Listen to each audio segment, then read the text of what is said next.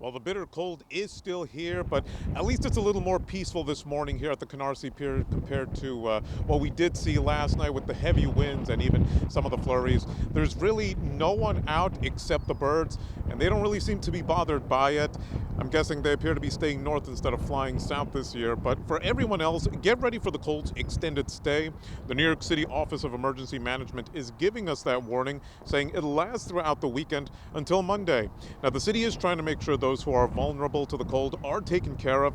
That includes the homeless, and that code blue is still in effect, where anyone who needs shelter can stay warm at any of the city's shelters. Now, if you do see someone who is outside and they look like they're at risk from the cold, the city urges you to call 311 to help that person stay out of the cold. Meanwhile, other New Yorkers are focusing on beating the cold, and the few that we did see do have their jackets and hats on. Now, the Office of Emergency Management says that on cold days like these, that means an increased chance of space heater fires.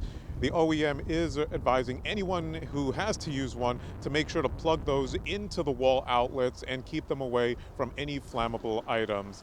But keep this in mind that apartment buildings are required to have the indoor temperature be at least 68 degrees on cold days like this.